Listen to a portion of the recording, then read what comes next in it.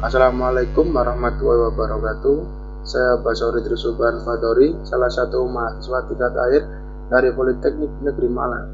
Di sini saya akan mempresentasikan kuis pertama dari mata kuliah Sistem Terdistribusi.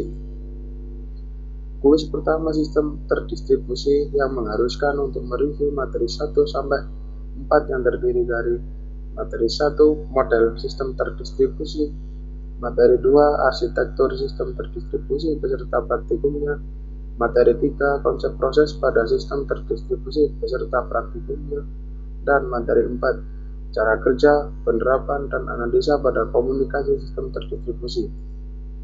Tugas minggu pertama, model dalam sistem terdistribusi terbagi menjadi 3, yaitu model arsitektur, model interaksi, dan model kegagalan.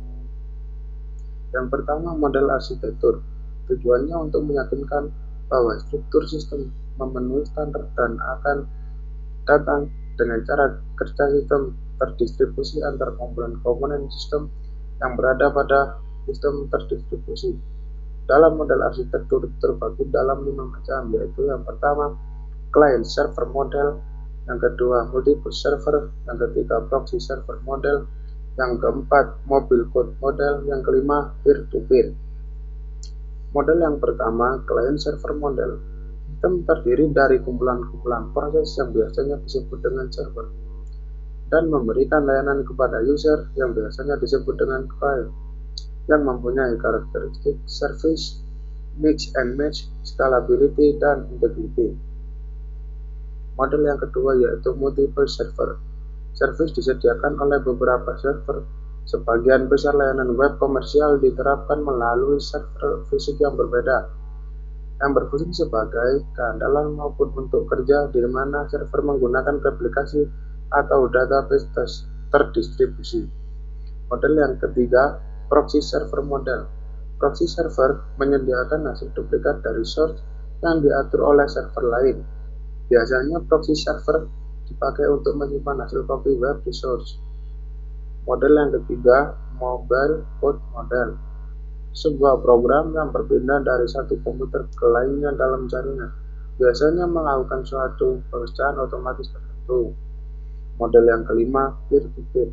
Sistem dapat sekaligus berfungsi sebagai klien maupun server, di mana terdapat mesin khusus untuk melayani suatu pelayanan tertentu. Model yang kedua yaitu model interaksi. Model interaksi terdapat 2 macam, yaitu synchronous distribute system dan asynchronous distribute system. Yang pertama, synchronous distribute system, batas atas dan bawah waktu pengeksekusian dapat diset dengan pesan terkirim diterima dalam waktu yang sudah ditentukan. Yang kedua, asynchronous distribute system. Banyak sistem terdistribusi menggunakan model interaksi ini yang dikarenakan oleh tidak adanya batasan dalam waktu pengeksekusian. Yang ketiga, model kegagalan. Kegagalan dapat terjadi pada proses atau kanal komunikasi. Penyebabnya bisa berasal dari software maupun hardware. Kegagalan yang terjadi dan efek yang ditimbulkan ada 3 macam, yaitu yang pertama, omission failure. Ketika prosesor dan kanal komunikasi mengalami kegagalan untuk melakukan hal yang seharusnya dilakukan. Kegagalan yang kedua yaitu arbitrary failure, kegagalan yang paling buruk dalam sistem. Yang ketiga, timing failure, di mana batas waktu diatur untuk eksekusi proses, komunikasi, dan fluktuasi sistem. Praktikum minggu kedua. Tujuan dari praktikum minggu kedua ialah yang pertama, mengenal Amazon EC2 sebagai salah satu layanan model cloud computing, infrastructure as a service, IaaS. Yang kedua, dapat membuat instance EC2. Yang ketiga, dapat menggunakan instance EC2.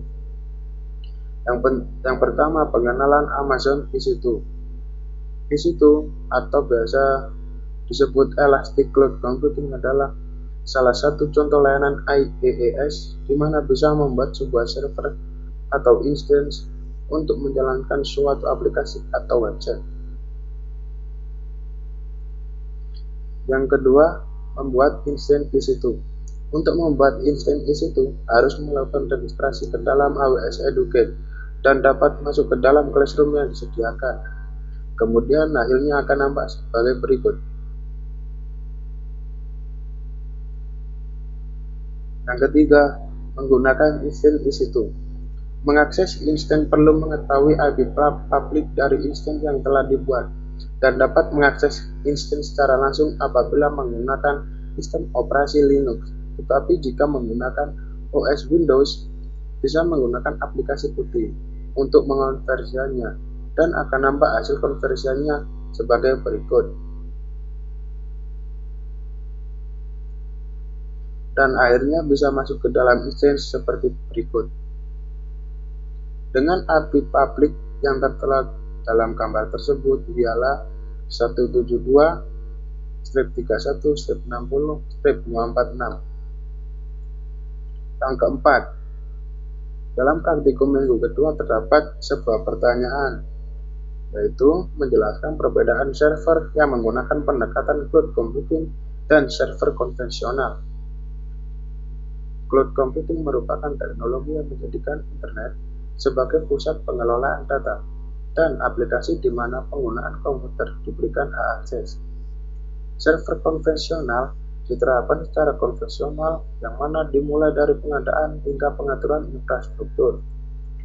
Tugas minggu 2. Dalam tugas minggu 2 terdapat dua pertanyaan yang menanyakan perihal manfaat dari arsitektur sistem terdistribusi dan persyaratan kebutuhan untuk suatu arsitektur sistem terdistribusi. Pertanyaan yang pertama, apa saja manfaat dari arsitektur sistem terdistribusi? Yang pertama, data sharing. Mengizinkan pengguna untuk dapat mengakses data yang sama. Yang kedua, device sharing. Mengizinkan pengguna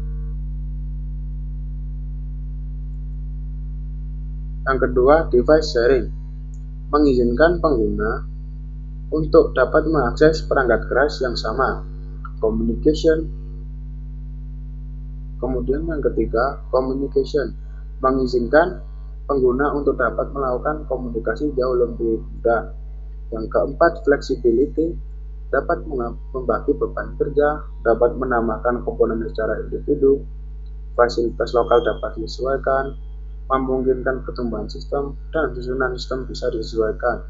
Kemudian manfaat yang terakhir yaitu multi-user. Mengizinkan banyak user untuk melakukan banyak akses dalam waktu yang bersamaan.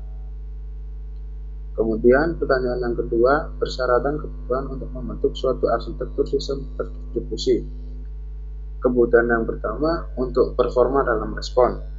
Yang kedua, performa dalam throughput. Yang ketiga, performa dalam keseimbangan komputasi. Yang keempat, QoS atau quality of service. Yang kelima, penggunaan jaringan dan proxy. Praktikum minggu 3. Tujuan dari praktikum minggu 3 ialah mampu memahami sintaksis proses dan thread. Yang kedua, mampu mendeploy source code pada AWS Cloud Computing. Yang ketiga, mampu memanfaatkan Amazon EC2 sebagai salah satu layanan model cloud computing infrastructure as a service atau IaaS. Yang pertama, infrastructure as a service IaaS. Layanan cloud computing yang menyediakan infrastruktur, teknologi informasi seperti CPU, memory storage, serta bandwidth dengan memanfaatkan teknologi virtualisasi melalui internet. Yang kedua, Amazon EC2. EC2 adalah Elastic Cloud Computing, salah satu contoh layanan IaaS di mana bisa membuat server untuk menjalankan suatu aplikasi atau website. Ketiga, membuat instance EC2 dan koneksi ke EC2 dengan protokol SSH. Berikut adalah hasil yang sudah membuat instance EC2. Gambar ini sama seperti praktikum yang kedua tadi. Dan gambar berikut ini ialah hasil yang berhasil connect ke dalam EC2 dengan menggunakan protokol SSH. Yang keempat, install Ptthread. Langkah-langkah dalam instalasi berada pada link deskripsi GitHub di bawah. Ikuti langkah-langkahnya satu persatu. Apabila berhasil dalam instalasi Bitrate dependensi, maka akan nampak gambar seperti berikut. Yang kelima, pertanyaan praktikum minggu 3. Dalam praktikum minggu 3 terdapat sebuah pertanyaan yang menjelaskan perbedaan dan memberikan contoh multitasking, multiprocessing, dan multithread. Yang pertama, multitasking. Kemampuan dari sebuah OS untuk menjalankan lebih dari satu pekerjaan secara simultan. Contohnya ialah membuka Word untuk mengerjakan tugas dengan mendengarkan musik melalui YouTube. Yang kedua, multiprocessing. Kemampuan dari sebuah OS untuk menjalankan lebih dari proses secara simultan. Contohnya adalah pada saat membuka Word, prosesor master akan membagi program tersebut menjadi perintah-perintah pemrosesan yang spesifik. Yang ketiga, multithread. Kemampuan dari sebuah OS untuk menjalankan bagian-bagian program yang berbeda. Contohnya pengolah kata. Pada saat mengetik dokumen menunjukkan output benar secara otomatis. Tugas minggu 3. Dalam tugas minggu 3 terdapat dua pertanyaan. Yang pertama ialah jelaskan yang dimaksud dengan ID thread, program counter, register, dan stack pada thread. Sebuah thread berbagi kode section, data section, dan sumber data sistem operasi dengan thread lain yang dimiliki oleh proses yang sama. Pertanyaan yang kedua, menjelaskan apa saja kelebihan dan kekurangan menggunakan IPC model messaging dan IPC shared memory. Dalam IPC model messaging terdapat kelebihan dan kekurangan. Kelebihannya menyediakan dua operasi untuk mengirim dan menerima pesan. Adapun kekurangan yang dimilikinya tidak mengalokasikan suatu alamat memori yang dipakai untuk berkomunikasi antar proses. Kemudian IPC shared memory memiliki kelebihan dan kekurangan. Kelebihannya mengatur proses mana yang akan memakai memori pada waktu tertentu sehingga pekerjaan sangat dilakukan secara efektif. Adapun kekurangannya tidak bekerja dengan membuat sebuah kernel antara keduanya untuk dapat saling bertukar pesan melalui link.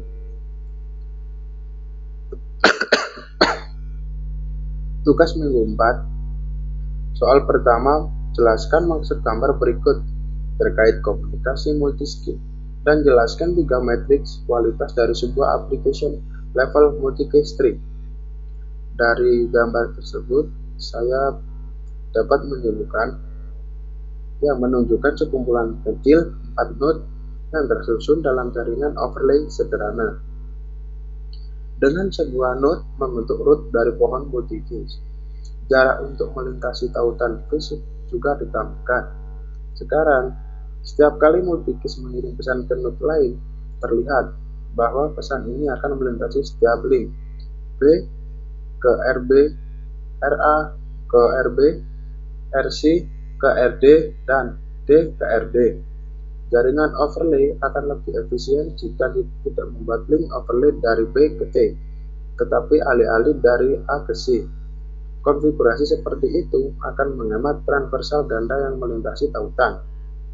Kemudian, 3 matriks kualitas dari sebuah application. Matriks pada multi-case string. Yang pertama, link stretch, merupakan link atau penghubung untuk menghitung beberapa sering paket melintasi pada link yang sama. Yang kedua, the stretch, untuk mengukur rasio pada delay antara dua node di overlay. Yang ketiga, request, adalah metrik global yang terkait pada meminimalisir biaya agregat link. Soal nomor 2, studi kasus yang ditemui dalam hal penggunaan RPC di kehidupan nyata. Contohnya ialah jasa rental boom. Pada saat pengetikan yang di dalamnya terdapat satu komputer server, beberapa komputer klien, dan sebuah printer yang hanya terhubung server. User dari komputer klien ingin mencetak data dari komputernya. Biasanya user meminta data dengan bantuan device eksternal seperti disket, flash disk, hard disk, maupun CD-RW. Namun dengan penggunaan RPC, hal tersebut akan menjadi lebih efisien. Sekian dari presentasi saya. Apabila ada salah kata yang kurang berkenan di hati penonton maupun ada salah dalam menjawab pertanyaan, mohon maaf sebesar-besarkan.